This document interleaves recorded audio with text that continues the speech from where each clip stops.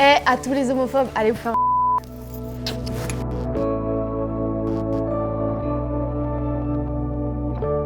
Salut, moi c'est Mélanie, mais m'appelez pas Mélanie s'il vous plaît, c'est Nani. Vous m'avez vue dans la Villa des Cœurs Brisés en tant que prétendante. Alors moi c'est Fanny. Vous avez pu me voir dans les Marseillais et la Villa des Cœurs Brisés où j'ai pu rencontrer mon bébé. On est ensemble... Ça va faire 2 ans.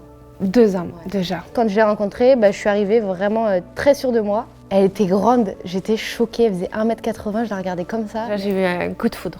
Sincèrement, je rigolais bêtement. Je me suis dit, waouh, c'est vraiment mon style de fille. Dès qu'on a commencé à parler, il y a eu le feeling directement. Il y a une facilité. Comme je l'ai dit, c'est la première femme de ma vie et sera la seule. J'ai jamais ressenti ça. C'est l'amour avec le grand A. D'être dans une villa aussi avec plein de personnes qui étaient vachement bien autour de moi, ouvertes d'esprit. Moi, je pensais qu'ils allaient me dire, mais comment ça se fait? Pourquoi? Non, tout le monde m'a dit, ah ouais, c'est bien. Je m'étais fixé beaucoup de barrières avec elle, parce que j'avais peur du regard des autres. Ils m'ont fait comprendre tout simplement que l'homosexualité, pour eux, c'est normal, c'est de l'amour. Et le message qu'on a fait passer, tout le monde l'a compris, et tout le monde a vu qu'en fait, l'amour, c'était pas un homme et une femme. L'amour, c'est 2 personnes. J'avais peur de faire mon coming out à la télévision, dans un programme de télé-réalité. C'est vrai que je stressais beaucoup. Je savais pas trop dans quoi me lancer. Dans la télé-réalité, tu me dis lesbienne? Personne. Personne, il n'y a que nous. Je me demandais comment les gens allaient comprendre mon histoire. Et je veux croire en fait que la Fanny d'avant, si elle allait vers les garçons comme ça, c'est parce qu'en fait, elle n'était pas heureuse. Surtout que ça marchait jamais avec les mecs. C'est ça. Avant la Villa des Cœurs Brisés, j'étais une hétéro, bi curieuse, tout simplement. Quoi? Je m'étais mis dans la tête que j'étais hétéro et que je pouvais pas avoir de sentiments amoureux pour une fille. Notre rencontre, ça a été la plus belle rencontre de toute ma vie. D'avoir lâché ce poids pendant des années qui me traînait derrière, que je ne savais même pas qu'il était derrière moi, où j'essayais de me persuader d'aimer les garçons. Et au final, je me disais, mais j'étais lourde. J'ai toujours voulu être cette Fanny-là. Je pensais pas qu'un programme de télé-réalité comme ça pouvait prôner de la tolérance. Je pouvais pas m'attendre à mieux. Ça veut dire qu'on n'a eu aucun jugement. Je croyais pas trop aussi en l'amour parce que j'avais une réputation quand même de femme à homme, j'aimais plaire. Avec du recul, j'ai compris beaucoup de choses. C'est qu'en fait, tellement je voulais plaire aux garçons que je m'auto-persuadais de dire ouais, je plais aux garçons, donc je vais pas vers les filles.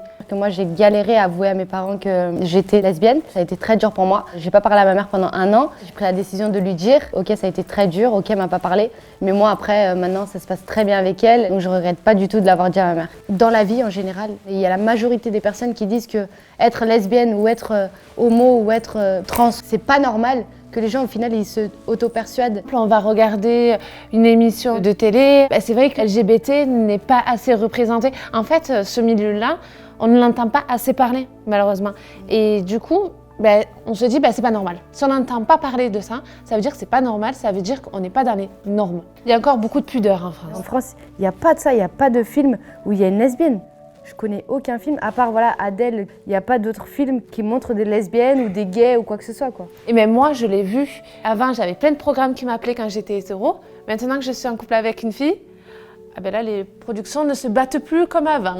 Elle va pas sortir avec des garçons, c'est pas rigolo. Elle va pas se taper Pierre, Paul ou Jacques. Donc c'est plus intéressant.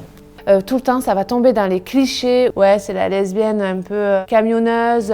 Les gays, c'est pareil. Dans les téléréalités, souvent, les gays, c'est des personnes qui ont un caractère très excentrique et tout. Mais en fait, il n'y a pas que ça. Si on pouvait faire nous-mêmes les castings dans les téléréalités, ou même dans les films ou partout, pourquoi on ne met pas plus de représentantes lesbiennes, de couples gays ou même des trans? On est en 2019, les gars. C'est la France. La France, on est comme ça. On a des projets d'enfants, plus Nani. Je vois pas de quoi tu... On a des projets d'enfants, mais dans longtemps. Avoir un enfant en France, malheureusement, on est en 2019. Pour nous, c'est impossible. Un couple hétérosexuel qui n'arrive pas à avoir des enfants a le droit d'avoir recours à la PMA. Et nous, parce que nous sommes 2 femmes, on n'a pas le droit. Normalement, la loi devait être votée en janvier 2019. Elle a été encore reportée. Et il faudrait qu'on aille soit en Espagne, soit en Belgique pour avoir recours à la PMA. C'est très cher. Donc c'est malheureux. On se dit, attends, ceux qui sont riches, ils ont le droit d'avoir un enfant. Ceux qui sont pauvres n'ont pas le droit d'avoir un enfant. C'est un stress supplémentaire. On a des amis qui ont fait recours à la PMA en Espagne. Ils Ça a ont pas dit marché c'est un une fois. stress. Ça a marché la deuxième fois. Du coup, c'était compliqué. Il fallait retourner. C'était encore des coups. T'es en France, tu peux pas avoir ton enfant en France. C'est honteux. La Manif pour tous, ils disent que des parents, c'est un père, une mère, c'est un couple, voilà. Un enfant, il a autant sa place dans un foyer où il y a de l'amour, que ce soit une mère et un père, que deux mères ou deux pères. Je suis un peu féministe. Je me dis que si une femme veut faire quelque chose avec son corps, elle le fait et c'est elle qui décide ce qu'elle a envie de faire et c'est pas les autres qui vont décider ce qu'elle devrait faire. Les gens comprendront plus tard que c'était eux les cons dans l'histoire. Moi, j'aime la personne que tu es, ton caractère, ta force. Devant chaque épreuve, tu relèves la tête juste après. Tu n'as pas peur, tu fonces dans le tas. Tu es ma force en fait. Tu sais très bien que moi, je suis un peu plus timide, je suis un peu plus réservée face aux problèmes. Et toi, tu as une force que j'aimerais avoir et pour ça, tu m'épouseras tous les jours. J'aime ton sourire, Mamour. J'aime tout. J'aime ton intelligence. J'aime que tu sois honnête. J'aime tout chez toi. T'es mon bébé, je t'aime. N'ayez pas peur du jugement des autres, surtout ça. Et faites-vous confiance.